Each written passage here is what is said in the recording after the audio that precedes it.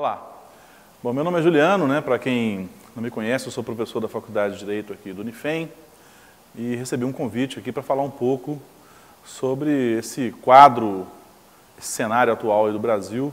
Eu vou tentar falar disso aqui de uma forma bem rápida, para não tomar muito tempo de vocês, mas só para poder ter um entendimento um pouco mais, talvez, jurídico, né, do que está acontecendo no Brasil aí de junho do ano passado até hoje.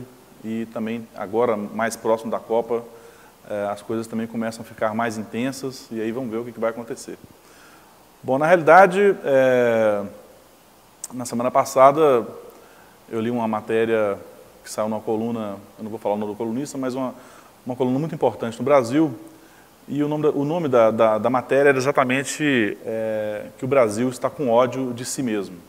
Eu achei muito interessante o que foi escrito e aí eu aproveitei para fazer algumas reflexões sobre isso. E parece que é o que está acontecendo mesmo, parece que o brasileiro começou a ter um certo ódio de si mesmo, né? O que nós estamos percebendo de um tempo para cá e agora mais ainda. Bom, na realidade é o seguinte, eu vou tentar fazer aqui um contexto bem rápido aqui do que aconteceu, aliás, do que eu acho, entendo que poderia ter justificado todas essas manifestações e tudo que está acontecendo hoje em dia, né, no Brasil.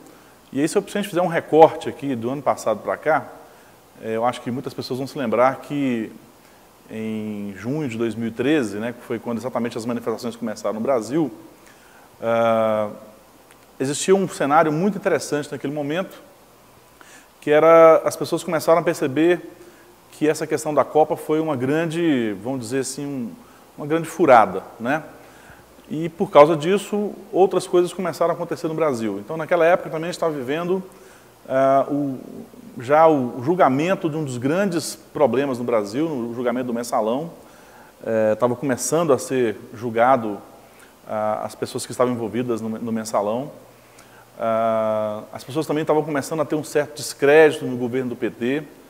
E eu aqui já deixo claro que eu não estou aqui para poder manifestar nenhum tipo de preferência a partido ou nada nesse sentido. Estou tentar fazer uma leitura mais imparcial possível, né? Existia também no país, então, existia esse descrédito em relação ao governo, o descrédito em relação à política, ou seja, um descrédito em relação às nossas instituições democráticas, vamos dizer assim, né? Parece que a democracia no Brasil, pela primeira vez, ela começa, ou melhor, pela primeira vez em 25 anos, né, vamos dizer assim, de Constituição Democrática, ela começa a ser repensada, né? E começa a dar uma certa balançada também. Então, nesse quadro, né, mais ou menos era o que estava acontecendo no ano passado, também nós tínhamos aí uma presença marcante, né, de nosso presidente do Conselho dos Direitos Humanos, lá da Comissão de Direitos Humanos, que é o Márcio Feliciano, que faz umas propostas um tanto quanto desagradáveis, vamos dizer assim. Isso também provocou uma certa reação de grandes intelectuais e também de toda a população brasileira também. Tínhamos a presença marcante, né, e que hoje já não tão marcante, de uma repórter do SBT, a Raquel Scheherazade, que também manifestava algumas ideias um tanto quanto fascistas, vamos dizer assim. Eu acho que tudo isso contribuiu para que as coisas entrassem um pouco num cenário de uma certa instabilidade, vamos dizer assim, institucional. Naquele momento, nós tivemos então estourou então a primeira manifestação, né, que tinha aí o mote por trás dela da questão dos 20 centavos, né, da questão do aumento das passagens de ônibus, e que depois se tornou uma outra preocupação com saúde, com outras discussões, como a questão das propostas de emenda constitucional, a PEC 33, a PEC 37, a PEC 99. As pessoas então foram às ruas e aquilo virou foi até muito interessante naquele momento, essa questão da manifestação, até o ponto em que as pessoas infelizmente começavam a quebrar tudo. Bom, então o ano acaba de 2013, as pessoas já um pouco mais tranquilas, parece que o gigante, né, que tinha acordado em 2013 voltou a dormir, e aí em 2014 as coisas começam, como já era previsto, né, as coisas voltam a acontecer, e voltam com uma configuração um pouco diferente, né? Se as pessoas notarem, pelo menos hoje em dia, né, que o Facebook se tornou aí o nosso grande tribunal da razão, né, o nosso grande tribunal do nosso dia a dia, né? As pessoas começam a perceber que pelo menos é o que eu percebo no dia a dia, que parece que a questão da tolerância ela tá ficando cada vez mais diminuída, né? Ou seja, agora o princípio é o princípio da intolerância. As pessoas estão cada vez mais intolerantes em relação a diversas coisas. E aí eu começo a perceber, as pessoas começam a perceber, né, vídeos sendo postados de pessoas que começam a fazer justiça com as próprias mãos, né, amarrar bandido em poste, amarrar pessoas em ponto de lotação. Recentemente uma mulher foi morta, se não me engano, na praia lá perto de Santos, esqueci o nome da praia agora, mas... ou seja, isso tudo demonstra que parece que as pessoas estão começando a não mais acreditar no Estado, né? Ou seja, o Estado está falhando, né, em alguns pontos, e parece que agora eu me sinto no direito de poder fazer justiça com as próprias mãos. Já que o Estado não faz, então eu vou ter que fazer isso agora, né?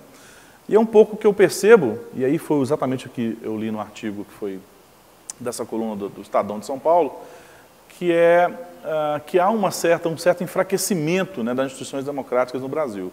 Mas esse enfraquecimento, ele não é um enfraquecimento que ocorre por si só, né? Ele ocorre por outros motivos.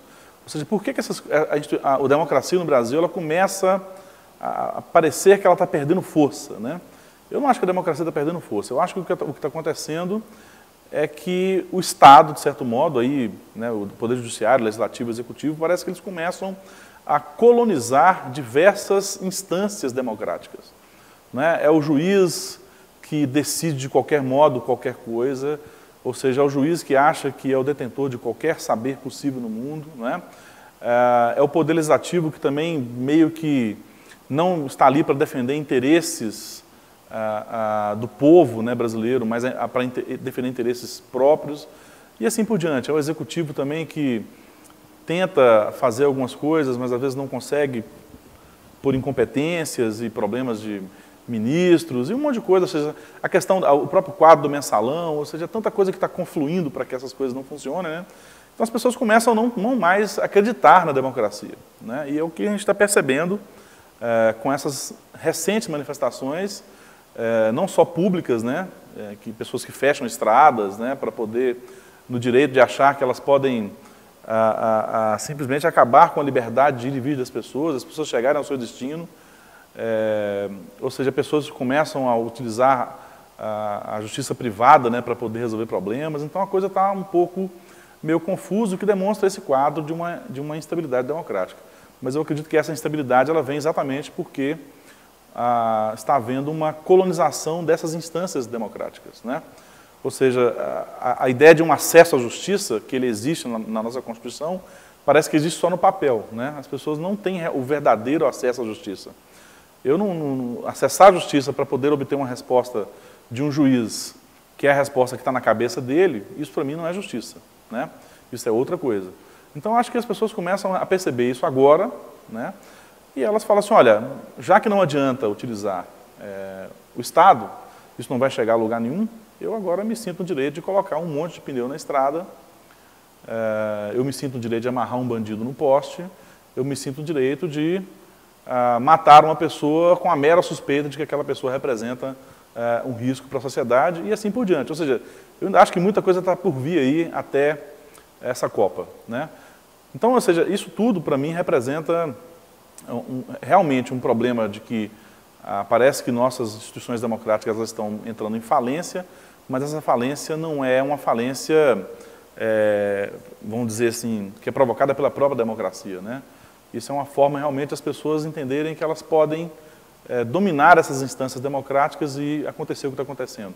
Basta ver, por exemplo, a questão do mensalão, né, que começou com um propósito muito interessante, mas isso depois foi tomando uma forma muito perigosa, né, com o nosso presidente do Supremo, o Joaquim Barbosa, perigosa no sentido de que ele assumiu, né, vamos dizer assim, ele chamou para si a responsabilidade de punir, né, os grandes, vamos dizer assim, os grandes criminosos da nação brasileira, né? E aí ele assume um papel de, vamos dizer, até de um super-herói, assim, e vai começar realmente a querer, a qualquer custo, punir essas pessoas.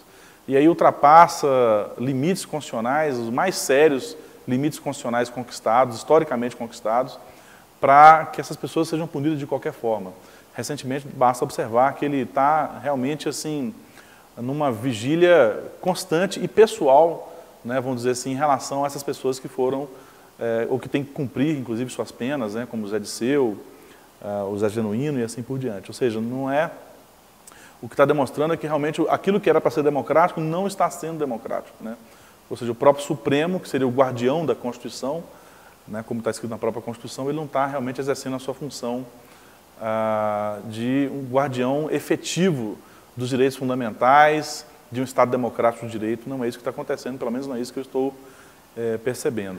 Bom, então todas essas ideias, né, tudo o que está acontecendo no Brasil, todos esses fatores, eles vão meio que contribuindo para que haja uma certa convergência de ideias e as coisas vão começando a acontecer no Brasil, ou seja, manifestações começam a acontecer, pessoas começam a não mais acreditar no Estado e eu acho que a tendência é que, pelo menos daqui até a Copa, muita coisa realmente vai ficar um pouco complicada, ou seja, as pessoas vão se sentir realmente no direito de achar que o direito delas está acima do que o direito de qualquer outra pessoa, né? E aí vai depender de realmente aí... A impressão que se tem é que parece que a gente volta aí no estado de natureza, meio que aquela ideia do Hobbes lá, né, de que o homem é naturalmente, vamos dizer assim, naturalmente ruim, né, entre aspas, vamos dizer assim. Ele não é um homem sociável, né? Ou seja, a impressão que tem é essa. Eu não estou dizendo que é exatamente isso, mas esse é um problema que a gente vai perceber muito.